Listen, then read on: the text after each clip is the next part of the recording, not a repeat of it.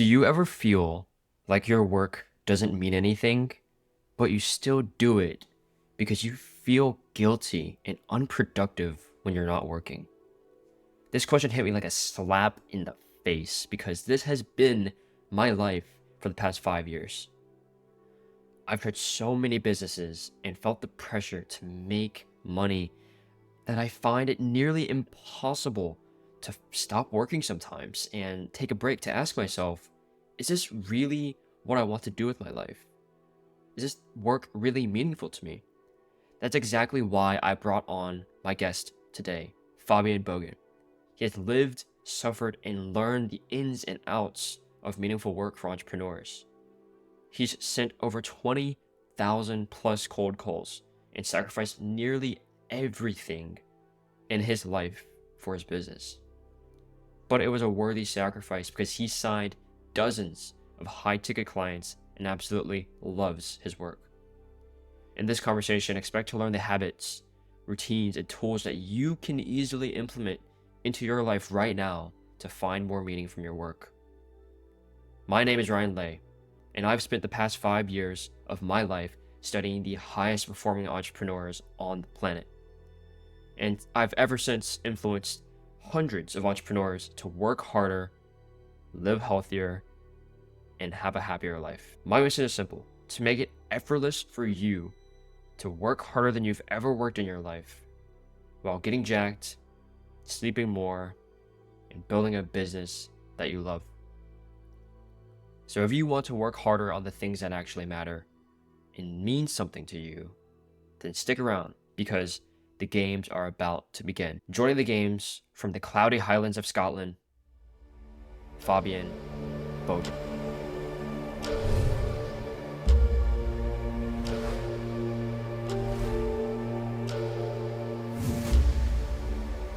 Do you ever feel like your work doesn't mean anything, but you still do it because you feel guilty and unproductive when you're not working? Yes. And I'll tell you more so that it was the case back in my SMMA days, because back then I kind of knew like why I was doing everything. I wanted to just, have freedom and provide for my family. But the path just wasn't clear, right? Like each day was so uncertain, so dark. Each day I felt like I would wake up and just walk through a dark tunnel, right? But I just did the work anyway because that's what I believed I had to do. And I just, did the work, right? But the crucial thing I believe to do is whenever you're struggling is to start asking questions, right? And not only when you're struggling, but in general, like most of us just don't question enough because in school we're kind of conditioned to, just give the answer, like the answer. But really in life, there's often many answers to certain things. Mm, Like physicist Richard Feynman said, I would rather have questions that can't be answered than answers that can't be questioned, right? So I believe it's crucial just to start asking yourself questions when you're kind of like so uncertain if you're even doing the right thing. And the first question I would ask myself is, well, am I following my purpose, right? Because if you're going through a period of like if you think your work is not meaningful, then that probably indicates you're not following your purpose, right? And if the answer is no, then the next answer or the question I would ask myself, and by the way, like you're not always going to be able to follow your purpose in life, right? Because if you're in mm, a terrible situation, you kind of just like sometimes need to do what you need to do, right? So if the answer is no, I'm not following my purpose, I would ask myself, well, does this enable me to follow my purpose? Right? Because, for example, given that my purpose is to, inspire and lead the way for people, other people to find their purpose and make purpose-driven profits or money in a fulfilling way, then it only makes sense that, like, if I was completely broke, I would need to first go and do something, whatever I could, to make that money, right? okay, so you start with a question. So yeah, I guess like that's the key, right? Whenever you're faced with a Yeah. problem, so in this case, it's like meaningful work. Uh, you start with the question: what is actually the thing that I want to do? And I feel like we have been conditioned to ask less questions Exactly. because, like you mentioned in school, right? Mhm. We are conditioned to not like interrupt. We're conditioned to like not want to look dumb, like because everyone else, Yes. pretends like they know what's happening. They pretend like they understand, but like I think it was yeah. I like the way Chris Williamson puts it. He's been around the most successful people, millionaires, billionaires, hugely successful podcasters, and it's idiots all around. Like everyone is dumb, everyone is still trying to figure it out. And so the first step to finding, in this case, meaningful work begins with asking yourself a question of, okay, what does meaningful work look like for me? And so I guess you could reflect on that experience for yourself. Like, what does meaningful work look like for you in like your world today? Mhm. Yeah, and first of all, I want to touch on what you said about, no one has it all figured out, right? Because it's true. I don't have it all figured out. Alex Hormozy doesn't have it all figured out. Jeff Bezos doesn't all have it all figured out, right? They don't have all the answers to all of their questions, right? But that's not the issue. Because to actually succeed in life or to start, you don't need to have all the, answers to your questions. You just need to start asking the right questions, right? Mhm. And even Albert Einstein said, the important thing is not to stop questioning. Curiosity has its own reason for existence, right? But regarding what meaningful work is to me nowadays, is if I'm actually, changing at least some little corner of the world, right? Leaving the world a better place. Now, I will be honest, I'm still obviously, not in this kind of stage to actually change the world, right? But that's essentially why I'm just doing what I can to get in that position, right? So I believe that the things that I find fulfilling are things where what I found is to create, to provide community, to inspire change, to spread values, to lead the way, to guide people. So if I'm inspiring people and creating stuff that, well, inspires people and guiding the way or leading the way for people, that's something I truly find meaningful and fulfilling in my life. Okay. And so, have you actually figured out that mission for yourself? I know that you've been through a lot of hardship, you've been through a lot of shit. You've been down in the pits, in the trenches, working hard for something and then feeling miserable whenever you don't get the thing. I know you've experienced that with like your SMMA and all that. So, what are like some so from those lessons, how could you piece together like like an actionable thing that you could do, like on top of the questions, right? Like before you ask, like after you ask yourself the questions of like what meaningful work means to you, what are Mhm. the actionable things you can do to actually take those into the real world and actually like implement it into your own life? Mhm. Okay. Let's break this down because I think you asked first how I actually found this and then like how someone can implement this, right? So first of all, how did I find this? There's a funny story. I have quite a few of these, and there was this one time when I was doing one of my weekly Sunday half marathons, and being the UK, it's I don't do half marathons anymore, by the way, not currently, but I back in my SMMA days, like I would use them to get the pain out of me, like the emotions out there, you know? And there was this one specific day when it was pouring rain, like legit pouring rain. Or it started raining, pouring by the time I was coming back anyway. And it was so just wet everywhere that I had to run like in the middle of the lane on the road. And I saw this worker, right? There was a worker, they must have been doing just, a weekend shift. And they were dressed in like all orange, like their suits, right? Their high vis suits with like a helmet on, a hard hat. And here I was, absolutely soaked, suffering. And I look up and see this person. And I'm not sure even like how to word this, but their face, like the way they looked at me, just reminded me of, the boy from the boy in the striped pajamas, Shmo. Mhm. Mhm. Like it's sad to say, but that's genuinely what I saw on their face. Like they were clearly miserable to be doing that work there, right? Mm-hmm. So just like they were also suffering, right? And it was then that I realized the key is not just never to suffer because life is suffering, it's to find meaning in your suffering, is to have something to suffer for, right? Just like Friedrich Nietzsche said, he who has a why can bear almost anyhow, right? Love that So quote.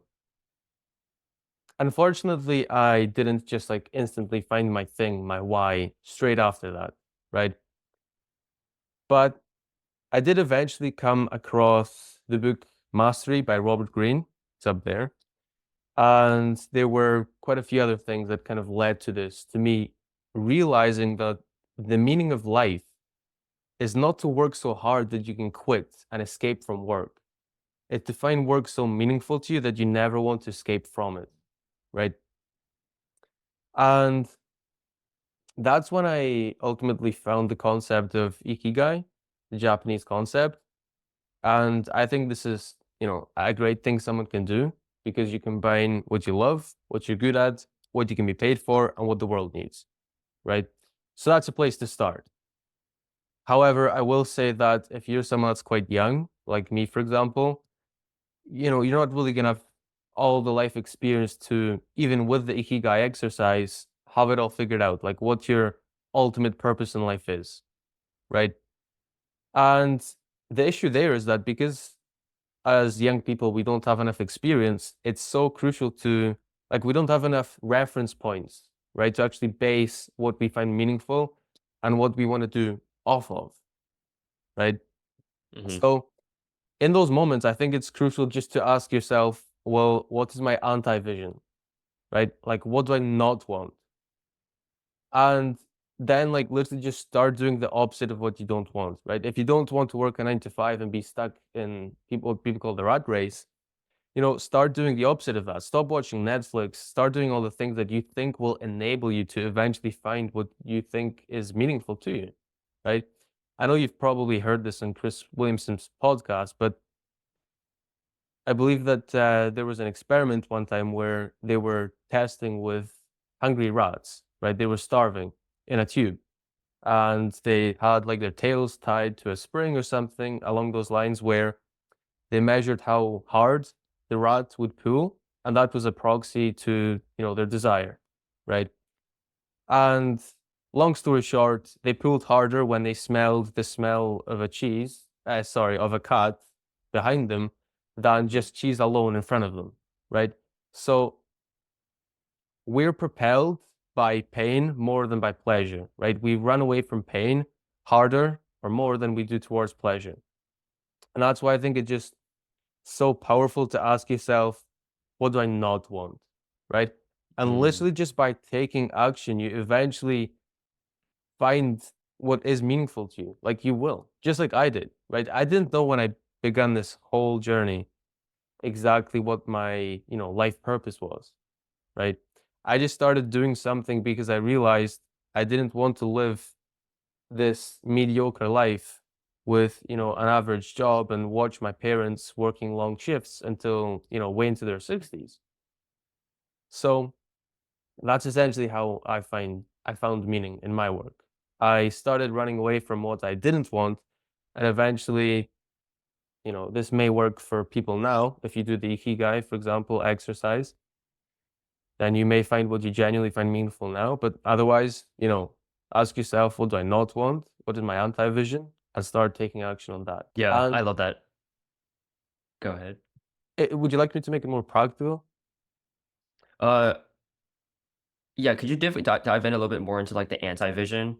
Like, Okay. do you think like where do you find that anti-vision? Because I feel like it takes a lot of balls to dig deep into what you really fear and then using that fear as like your motivator. Like, how do you actually find that? Mhm. So I think once again, questions are powerful, right? So I suppose you can ask yourself, first of all, what actually brings me pain and suffering in my life, right? Or just something as simple as, what do I not want, right? And then when you find the answer, like, what do I not want? Okay, I don't want to live a mediocre life where I have an average job and I, work well into my 60s doing work I hate. And then ask yourself, why? Right? Why do I not want that? And you'll be surprised how deep you can get just by asking yourself why 3 to 5 times, right? Mm-hmm. And when you get to the root cause of why you don't, want that thing or what your anti-vision is, that's when you can really start to understand deeply not only yourself, but the way you view the world, right? And I think it's so crucial to really dig deep, like into yourself and dive deep because we just don't, right? We're obviously conditioned to just follow a set path and we don't really question even like what makes us unique. And Aristotle said, you know, all wisdom or knowing yourself is the beginning of all wisdom, right? So I just believe that self discovery and self knowledge is the most important kind of knowledge.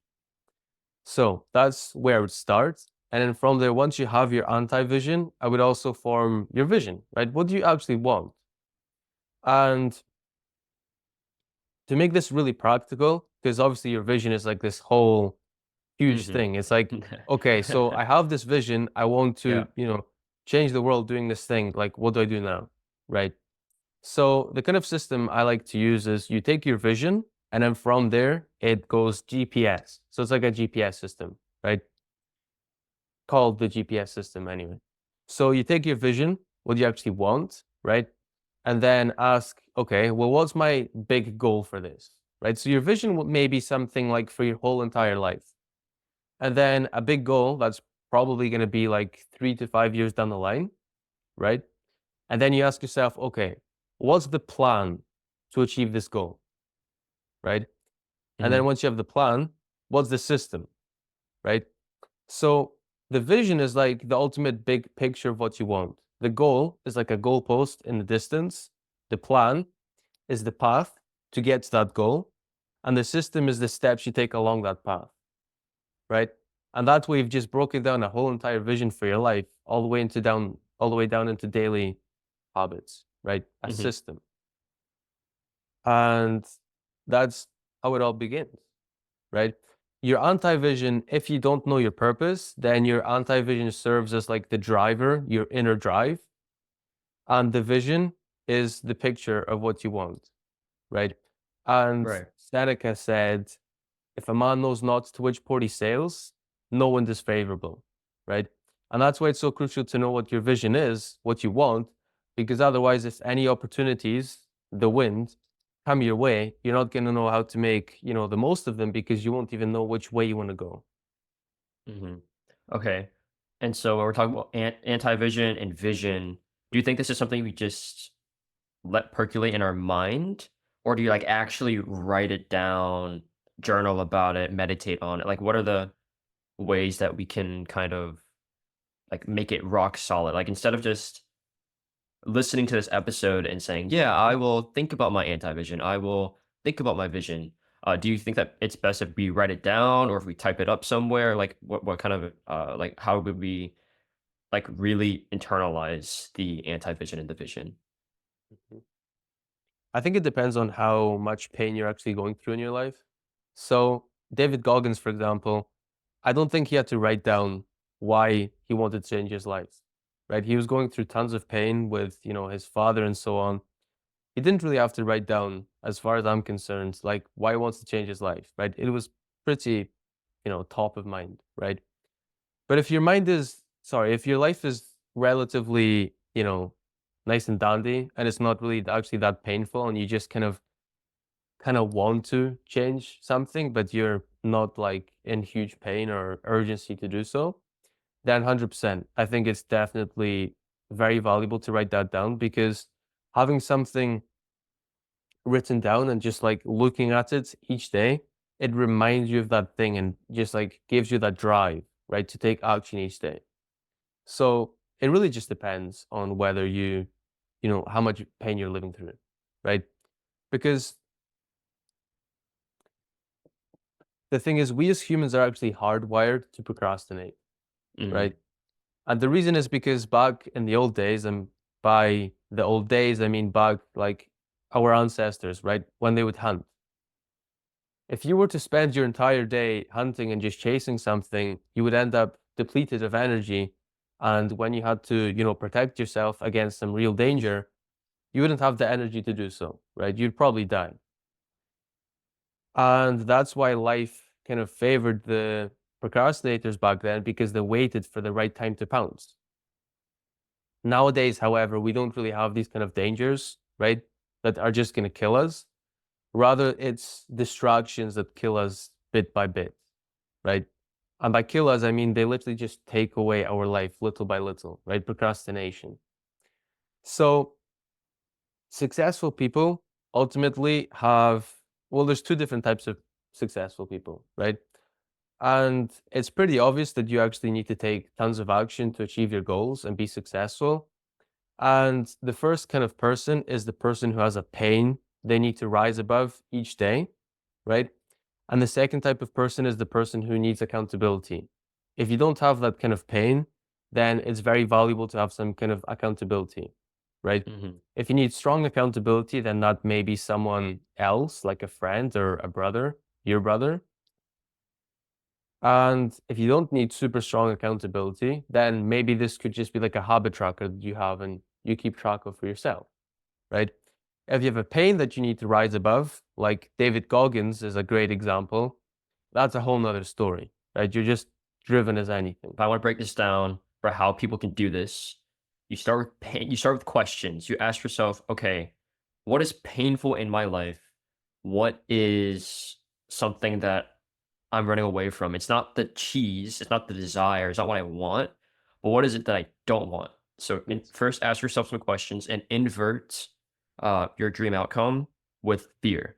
So figure out what your fear is, and you can do this by writing it down. So like write down this question: what is it that I truly fear on a piece of paper? And then just let your thoughts run wild. Just keep it's like journaling, Yes. right?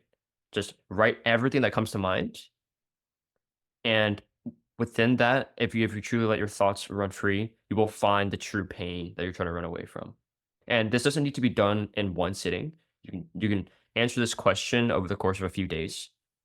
And once you have that anti-vision, the thing you fear, then you can start thinking about what you desire and do the same exercise on piece of paper. Write down the question: what is it? Like, where do I want to go with my life? Like, what is my dream outcome? And then Mhm. typically this could stem from your anti-vision. Like, just invert it again and figure out what it is you want to do with your life. Mhm. And so that covers the pain aspect. You're basically putting it out there into onto paper so that you're staring at it, and so you're not just thinking about it. And if you do this over the span of a few days, you write it down, you answer the question, it'll just marinate in your head for a little bit, and you'll kind of it'll be like magic. It'll just come to you, I think, if you really think about it. If you write it Totally. down and you meditate on it.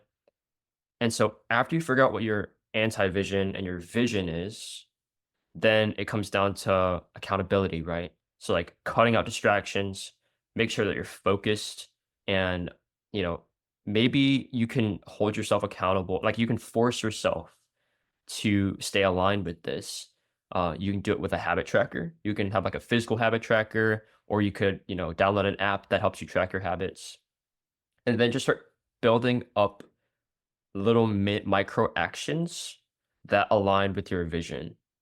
So, like, I think you could talk about this a little bit with your personal habits and like your routines. Like, what do you do on a daily basis that allow you to, stay aligned with the vision that you have for your life? So yeah, I mean you said it really quite well. And the reason I mentioned earlier is to just start with the question, what do I not want? Is because that's such a easy surface level question. Like everyone knows why, like what they don't want, right? And it's really, really surprising. Like if the listener right now writes down what they don't want and then asks themselves why, 3 to 5 times. It's really surprising how deep you get, really. And the thing is, even if you don't get to like a straightforward answer that you can use, just doing that exercise makes you receptive to new information, like new things that you can learn about yourself, right? Because you there, Ryan, use the word marinate, right? And this is actually, it's like a real thing, right? If you really just like, it's called the struggle phase in flow, for example, or Mm-hmm. preparation and creativity. If you ultimately just like try and focus on something and then you step back and you let your subconscious mind work on that thing, it will come up with something, right? Because our subconscious minds are incredible at pattern recognition, right? They're made for it. Now, regarding Mm-hmm. what my daily tasks look like, so I actually literally have my journal right here, and my daily tasks are things as simple as, you know, build X module of my program, right? For example, the first mindset module of my program, right? So that might be my first deep work block. The next one might be to write one email and 1 or 2 posts, right? The one after that may be to, for example, reply to my mentee and prepare for the call with him later on, right? And then I may have something at the end of the day, like literally just reflect and analyze on how my day has gone, right? Mm-hmm. Because that's something I've added in. I used to just kind of run on full steam, if you will, most of my time. But now I really value taking, like the evenings really just to reflect ultimately on how things are going, right? Because that's the only way you're going to realize what needs to change and how you can pivot in life. So that's the thing, like, and that's the key. Big visions and big exciting dreams are going to be broken down into boring little tasks that you're going to do each day, right? Yep. Super simple things. Like, for example, take certain photos for, posts, or ask your mentor certain questions. And like, you're just going to have really, really boring things sometimes. Like yesterday I had, or before yesterday, fix my domain, like the DNS issues I had. Like all Mm-hmm. of these little things, they add up over time, right? And I think it's crucial at the end of each day just to get crucial on what your tasks for the day ahead are, and then execute on them, right? If you're done them halfway through the day, cool. Finish them and then maybe go on a walk and maybe take some time to read, do whatever you want, right? But just get those tasks done. Tangential, but I just want to say the pictures you took in Italy are sexy as fuck, dude. I'm not gonna lie. So good. So good. I wish we had we do have like state parks and stuff like that, but we don't have anything ancient, like ancient 1,000 years ago built by really smart people here in the US in the States. But yeah, being in Europe, there's just so many freaking amazing places to visit and get some awesome pictures at. So yeah, dude. There's, And there's whoever's taking your photos, they know what they're doing. They know what I they're will doing. say there's actually a really funny like compilation that I could make where I'm like pointing at the person, like move there, like tilt the camera this way. I'm always like instructing the person taking the photo. Like usually it's either my brother or someone. I'm like, right, just move there. And thanks to that he's actually become quite good now. But yeah, Dude, that right. reminds me of so I've been listening to the same podcast like 12 times now, Hmm. and Alex Ramosey's videographer, Caleb, he Caleb, yeah. essentially uh the reason why Alex likes him so much is because of like the little micro things he does. So like Mm. nodding, giving thumbs up when Alex says a banger line, Dude, that's and sick. yeah, That line was so good. and it Yeah. reminds me like what you're doing, right? It's like Mhm. telling your photographer like what is like positively reinforcing. So like go stand over there so we can get this sexy picture done. Um, anyway, enough of that about that tangent. Uh, so you mentioned some of the tasks that you have Mhm. that you do for your business, for your purpose-driven profit business, right, on X. And how did you kind of come up with those tasks? Because like whenever I think about the behavior that most people do, it typically starts with, okay, I want this outcome. So they have their vision, right? They've written it down, they've let it marinate in their head. They have, a pretty solid idea of what their vision is. But then they struggle figuring out what it is they need to do to get to that vision. And so basically what they do is they do a bunch of things. So like let's say you're doing SMMA, they start their website, they make a landing page, they make a funnel, they do like 500 cold calls, they make their Calendly page, they build a product, they do all these things, right? And first of all, like it's the first step to burnout because you're doing so many things at one time. And then you're not seeing results because you're doing so many things at the same time. And maybe one of them is working, but you don't know which one it is. And so, what advice would you give to that person that has a vision, but is struggling to figure out the daily tasks that they need to do to get there? If you've already done the exercise from earlier with the GPS system, you may have like ideally just let your mind run wild and write out all the tasks you think you might need to do on a daily basis, right? These don't need to be tasks you need to do every single day, but just, daily tasks that you're going to do quite often, right? Let your mind run wild. Then from there, ask yourself, which of these tasks is the highest leverage, right? So by different definition, highest leverage means the highest return you're going to get for any input, any work that you do, right? So in this case, the highest return, so the returns are going to be you getting closer to your goal, right? So essentially, it's just which of these tasks is going to move the needle for me the most, right?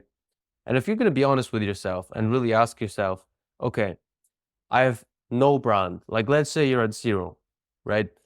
What's going to get me closer to, ultimately changing my life, which I realized the plan is to, build XYZ community or sign these clients. And, the system is that I need to do outreach to those clients, for example, right? Hmm. What's going to change? Like, what's going to help you the most? If you change the color in your banner, or if you actually do 5 reach outs to try and book a call, right? So I know it seems silly, but often we delude ourselves. We're like, okay, I need to change this thing, right? And the way I like to do this, and I say like to, it's, not something I particularly like to, it's just like the best way to do things is to handle your biggest, most important, and hardest task first, right? Earliest in the day. And really just like you can even write in your journal like 1, 2, 3, 4, 5, like starting with one, your most important task, right? And tackle that big, eat the frog in the morning, right? As early as possible. So figure out, first of all, before you begin, what are your highest leverage tasks that are going to get you towards your goal most, right? They're going to Hmm. move the needle. And then from there, what I like to do is have a weekly review, right? So in Notion, I have like a system I use to do monthly and weekly reviews, right?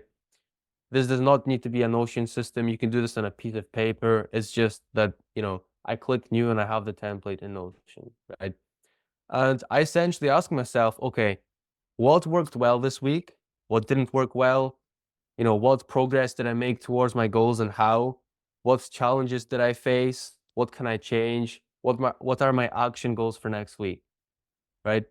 And if I find that, well, no, I didn't actually get, you know, closer to my goals very much, right? And in my journal, because the journal is used daily, and then weekly I check my journal, so the entries over the past week, and I kind of put in, okay, what worked well, what didn't.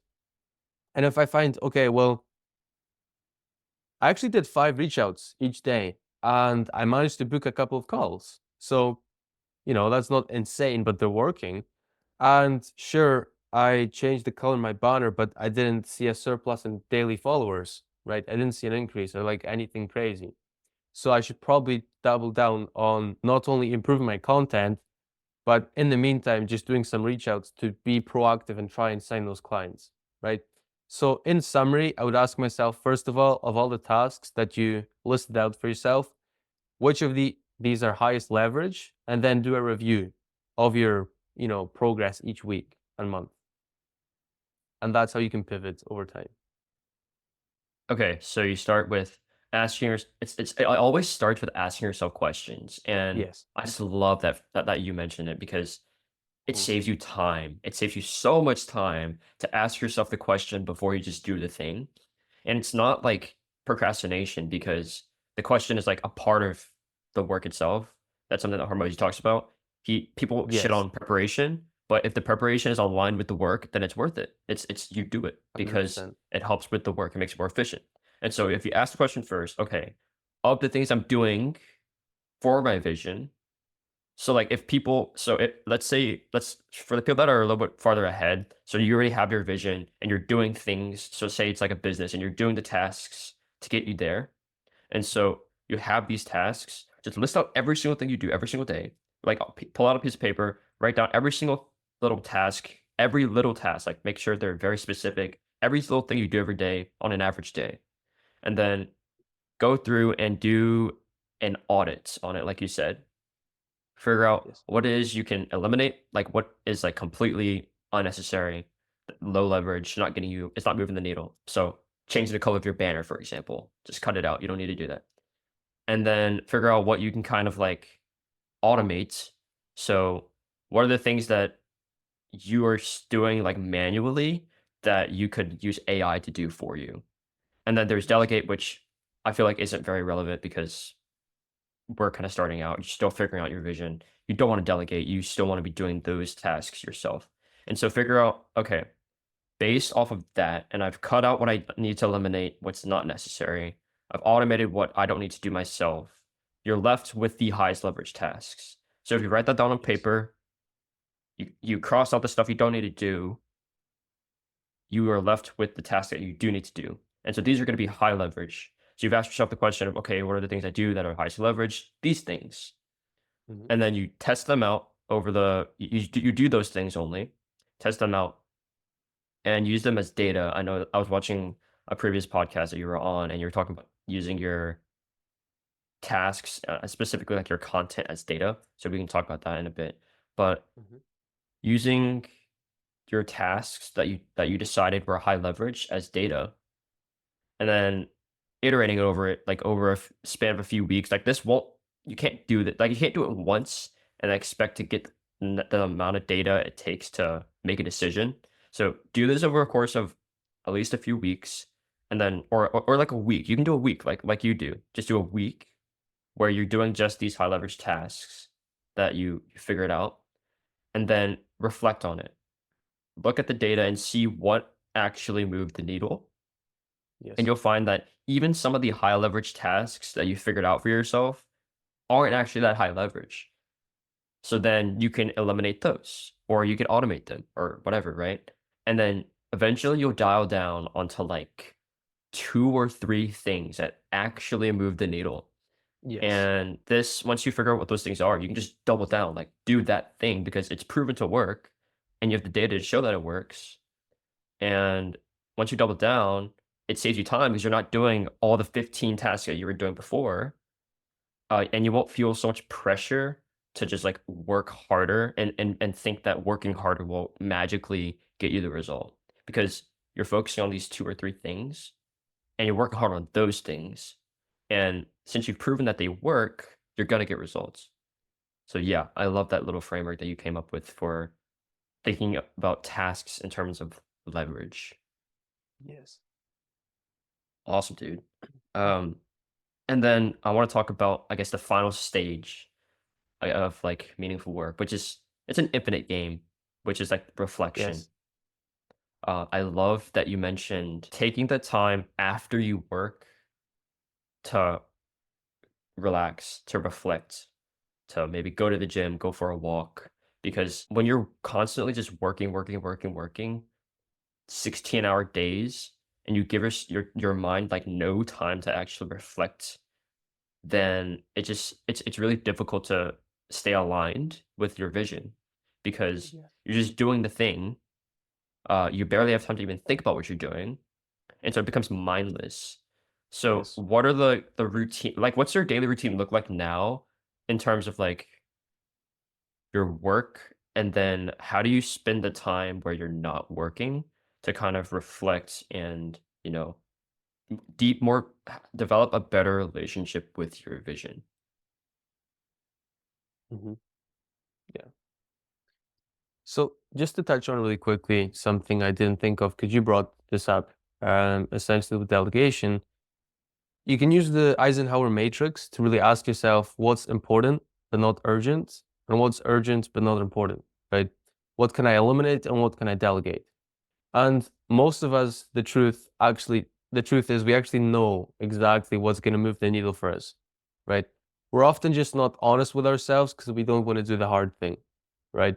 But changing your, banner color, for example, it's urgent but not important, right? Because we fool ourselves in the moment. Okay, I need to do this now, but long term, realistically, it's not going to change the world, right?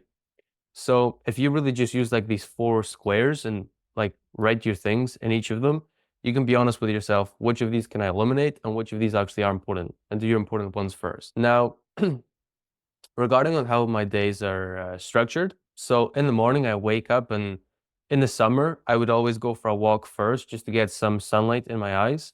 This wouldn't be like a 1 hour like a routine where I do whatever. I just go on a quick walk, 10 or 15 minutes, get some sunlight, get straight to work, right? Mhm. And in the morning, I do my deep work where I have no distractions. I don't take any meetings. I just do my deep work where I'm building something. Like, for example, I'm studying the books and I'm building like my program or like my onboarding system, for example, some kind of automation, anything like that. Yeah. And then throughout the day, I do less and less kind of like tasks that might not require some deep work, right? So like shallow work, for example, engaging, that's something I'll do later on in the day, and posting and like replying to DMs. That's also not something I'm gonna wake up and get straight to, right? Yeah. But Danko does kind of I know this is oversimplified, right? But if you spend your mornings kind of like building, right? Your afternoons filling your mind like with books or courses, and then your evenings emptying your mind with reflection or calming down and doing other things, right? Somewhere throughout the day, you can also, if you like, go to the gym, go on walks throughout the day. That's really up to you. But obviously, it's recommended to do some exercise, bare minimum. But gym, personally, I like to go like in the afternoon or at the end of the day. But that's just personal preference. Some people like to go in the morning, but that does also help to kind of like step back from your work, and even just walking to the gym or being at the gym, your subconscious mind is working away, and you might even like come up with ideas. So often I'm at the gym and I come up with like three post ideas when I was when I was at Yeah. home. For example, I couldn't come up with anything, right? And that's just how it works because our subconscious mind is so great at pattern recognition. Ideas are just pattern recognition, right? We take X thing, mix it with Y thing and put them together. And well, we don't even realize this process is happening, but we take two different things and put them together, or loads of other things. And I would say that's really a great way to structure your days, like oversimplified. Use your mornings to build, your afternoons to fill your mind, and then your evenings to empty your mind with journaling, reflection, so on and so forth. Ask yourself questions using the Fabian framework. Exactly. Don't think that because people tell you to wake up at 5 a.m. and go into deep work that you have to do that. Because some people have lived their life in a way that isn't aligned with a morning routine. Like like the way that their brain has associated their daily life does not align with working in the morning. So if you are someone that needs to work or like is doing the best work late at night, then do that. You don't have to wake up early. So you can almost invert it, right? Invert the day where your deep work can happen at night if that's whenever you're like the most focused, the most locked in, because that's just the way that you're like that's the way that your brain works. Then do that, and then maybe you could wake up in the morning and then do your reflection then. So figure out. So it's not like there's no routine that you can magically follow, and you'll just magically have your vision. It's the routine that works for you. So just ask yourself questions about who you are. So like, do you work better in the morning or in the evening? Uh, what kind of ways do you enjoy relaxing, right? So like some people enjoy going for walks, some people like meditating, some people like reading, some people like spending time with family. So ask yourself, and this should be a very easy question to answer. What do you like to do to relax? Like when you're chilling, what is your favorite thing to do? And just do more of that in your downtime. And you mentioned that um it goes from deep work to shallow work, and I love that framework because if whenever you're the most focused, if you do your deep work, you're gonna get the most out of it, but you can't maintain that energy all day long, and so it just diminishes, but that doesn't mean that you need to, like, keep doing hard work, like the deep work, because you're not gonna be at the peak mental capacity. So I think it's okay, and this is gonna, like, clash against what all the successful entrepreneurs say, "Oh, you gotta work 16-hour days on the highest leverage tasks." It just doesn't work for most people. It just doesn't work. So, yeah, if you're the morning person, let's say, do your hard work in the morning. It's like the highest leverage tasks that we came up with in the previous step, do that in the morning, and then you can do this with the mindset that, "I'm doing this hard work now so I can relax later." And so that's what you're supposed to do because your energy diminishes. And so throughout the day, you do your hard work, and then in the afternoon, you can go to the gym, you can, uh, do whatever, like something like you can learn from a course or read a book. And then in the evening, just relax with your family. And so it's like things get like less hard throughout the day, and that's okay. And so just like structure your routine around that, where you're doing the hardest thing, the highest leverage thing, whenever you're the most locked in, when you're most focused, and then be okay with relaxing and spending time reflecting um, after that session, after that block of work. And yeah, that routine is up to you to figure out. No one can tell you what routine to take. Uh, just figure it, like just write it down. Maybe, maybe you could, like, I don't know if you like, how do you kind of come up with your routines? Because some people just like, obsess over having a really detailed calendar list of things they do. Like, what do you do to like kind of establish your routine so you stay consistent with it? Yeah, so I do believe that despite the fact I think, most creative workers and just like in general, people doing proper like deep work where you're not in an office and you're not just like talking to people all day, standing by the water cooler. It is, best to do it in the morning. I don't believe in what the gurus say, where, gurus just give like straight advice that is supposed to apply to everyone. Like, we're all different, right? The key is to ask yourself, like, what actually works for me, right? What gets me in the flow? How do I produce my best work, right? So, our energy does deplete over the course of the day, of course, and I'm pretty sure it's the ACC. So in the front, that's where either or, like the front of the brain, the prefrontal cortex, that's where we kind of like decide what to do. And I think our willpower is based in the ACC. That's what I was trying to get at there. Hmm. And over the course of the day, as we get more and more tired, we're more and more likely to give in to temptations or distractions, right? Because we've just kind of depleted our energy. And that's why I believe it's best to just do your deep work where you must be undistracted and focused in the morning, ideally, and then just do your more shallow work like replying to emails or DMs later on in the day, right? So I think science says it's around about 4 hours of deep work that we actually can do.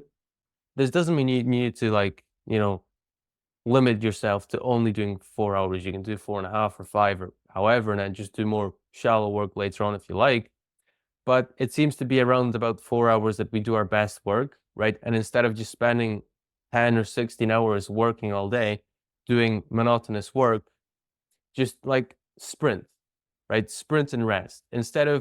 Instead of grazing like a cow, you hunt like a lion, right? Where you're focused, and then later on you go and rest, because lions genuinely do that. Like they hunt and then you'll see them like just laying around all day, right? Whereas Yeah. cows are obviously just grazing, eating grass all day. And that's how most people working 9 to 5s work, right? I'm going to reply to these emails, I'm going to talk to Jeff, and I'm going to get back to doing this. And they're kind of just like grazing, right? Yep. So if you zoom out, macro, success is a marathon, but day to day, it's sprint and rest, right? Sprint and rest. If you treat your work like an athlete, like you're an athlete, that's how you're probably going to do your best work, right? Deep, focus, locked in work, focused work, and just step back and rest. So I think you asked there, how do I structure my day? So obviously there's different kinds of people, right? Some people like to just really have like a really set, preordained schedule. Now, I do think it's great to just break free from your schedule sometimes, like once every while, and just take some time away. And you mentioned asking yourself what you think is best, like what you like to do when you're chilling or resting. Hmm. Aside from chilling and resting, there's actually something called deep play.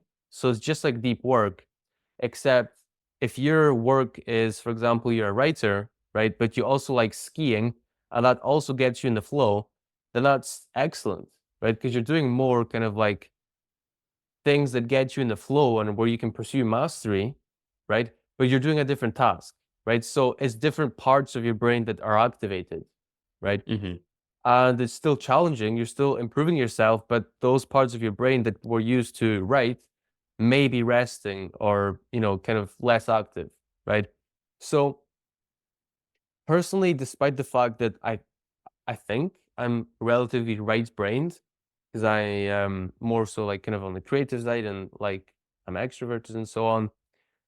I do actually like to have like a set schedule, right? I like to make sure, okay, this time to this time, I'm going to be working. And that way, even if you're not super disciplined, I think it's really good to have a daily schedule to, where you sit down and do work, because otherwise your mind is probably going to be like, you're going to be thinking, okay, at this time I might do this or I might do this. Like you're kind of going to be thinking through your day, like how can I structure my day? But if you already have this set, like a set schedule in your calendar, your mind is free to wander, right? And mind wandering actually is not a bad thing. It's our default state, right? And that's where our best creative ideas come from, when our mind is wandering, right? And that doesn't mean your mind should be wandering when you're doing deep work, but rather when you're resting, right? And yeah. And I think there's a quote or a saying. Most people tend to wait for inspiration to find them, right? But the truth is that inspiration needs to find you working. So if you have a set schedule where, for example, from 6 to 8 a.m., you just do your deep work, you sit down, you write, you take a half-hour break, you sit back down for another 2 hours. You're just doing that work day in and day out. And then when you like step back to rest, you will come up with ideas, like inspiration will find you, right? But you're doing the work, so your mind is kind of already prepared to be like receptive to those things, right? And I know there's certain like tactics or techniques or methods that people such as Ernest Hemingway used, even where if you're writing and you're a writer, you finish writing your sentence just like in the middle of the sentence, right? And that leaves your subconscious mind kind of like wondering, okay, what will I write next, right? Instead of finishing when you know, like you're at the end of what you know what to write, sorry, you finish just before, right? Even when you know what to write, and then your subconscious mind kind of pieces together that and the things after that, right? Because we hate to kind of have things that just like aren't finished, and Hmm. your subconscious mind will be wondering and coming up with like what to write after. So yeah, I personally I like to have just like a set schedule, but everyone is different, and you can do what you like, but no matter what you prefer, I think it's really valuable to have like a set schedule where you just sit down and do your deep work. Hmm. Because if you have a set schedule, like you say, at 6 a.m. every day, I do my Mhm. deep work. It requires no effort to think about doing it. You just do it. Exactly. There's so much we can go No into questions about, asked. yeah, there's so much we can go into around I guess like habit formation and like just like figuring out what tasks to do and making them easy to do. But Hmm. that'll drag on. Whole So nother podcast. yeah.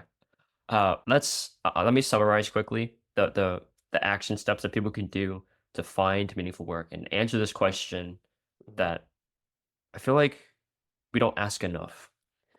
First, you start with pain. Okay, you pull out a piece of paper. You figure out your anti-vision. So you write down the question: what is the thing that I'm running away from? What is the thing that I fear? Write that down. Then you figure out your vision. You can invert your anti-vision and say, okay, Yes. what is it that I do want? What is it? What is the life that I want to live?